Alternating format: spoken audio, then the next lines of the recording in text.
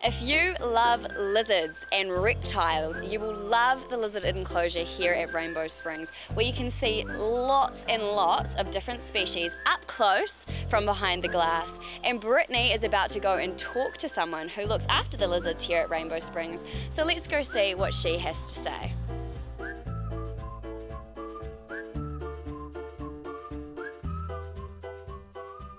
No, I'm with Matt, who is one of the wildlife guys here. Thanks heaps for hanging out with us.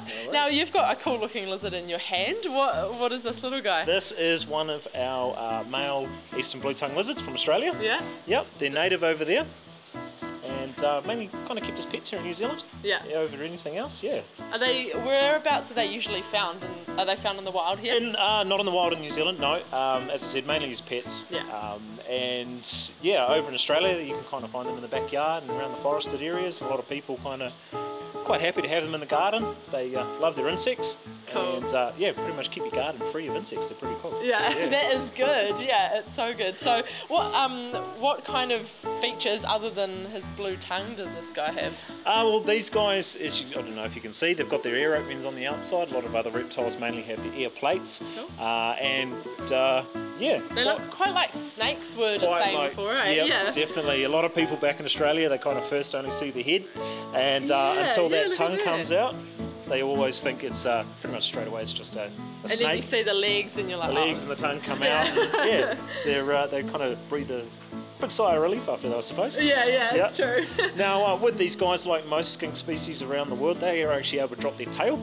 So if they're grabbed from behind by a predator or a larger reptile or anything, they can actually drop the tail. The tail will stay wriggling around on the ground, and the reptile actually gets a chance to get away to safety. Yeah. And they can actually grow their tails back quite happily.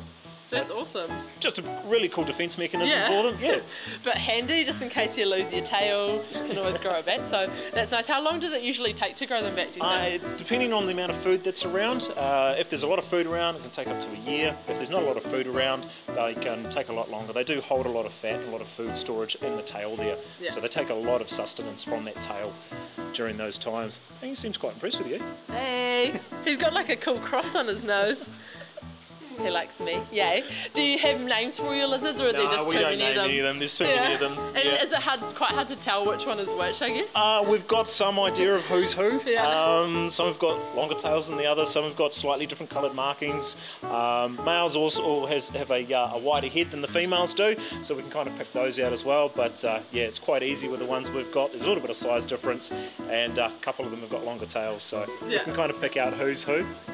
Yeah. Are you going to stay still?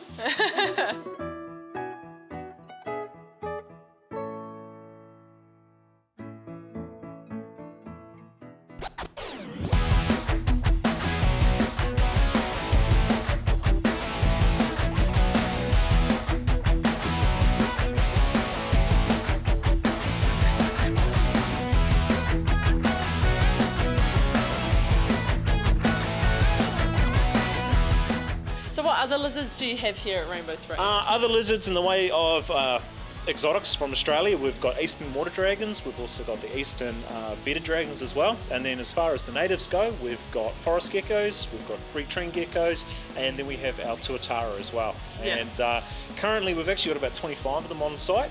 We've got 5 adults and 8 juveniles on display, and we've got another 12 off display at the moment because they're a little bit too young to start displaying them out a wee bit. So yeah. So how small are they when they're born? Not really much tiny. bigger than that. Really Wow. tiny. Yep. And tuatara can actually, they're still considered juveniles till they're 13 years of age. Yeah. And they won't be fully grown until they're 30 years of age. So our 3 adult females, they're about 26 years of age. So they've got a little way to go until they're fully grown. And our juveniles have definitely got a long way to go before they'll be grown. Yeah, they're pretty cute though because they're quite active, which is awesome. That's the cool part about them. And I hear that it takes a while for them to hatch out of their eggs as well. Yep, our first successful clutch took about 185 days, and our second lot were a little bit longer than that, and they were just over 200 days. So it's a pretty long incubation period for them. Yeah, and they can kind of take over a week for clutch to hatch. So you kind of get your first one, and then a week later you get the last one out of a clutch, and that's anywhere from 8 to 12, 13 eggs. So yeah, it's pretty cool. So cool. Well, I think he wants to have a chat, eh? Cool, thank you so much for that. This little guy's been such a legend. Not trying to escape too much, which is always good. Won't do that. No. Cool, thanks for that, Matt. No worries. And we will see what else we can find here at Rainbow Springs. Awesome, cool, Thanks. have a good day. Thanks.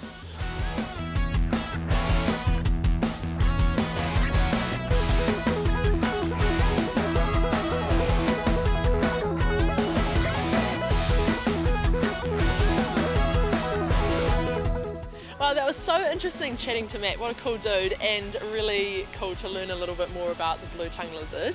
What? I think they are potentially my new favourite animal because that little guy so cute. and just really, I don't know, gentle and like not too crazy.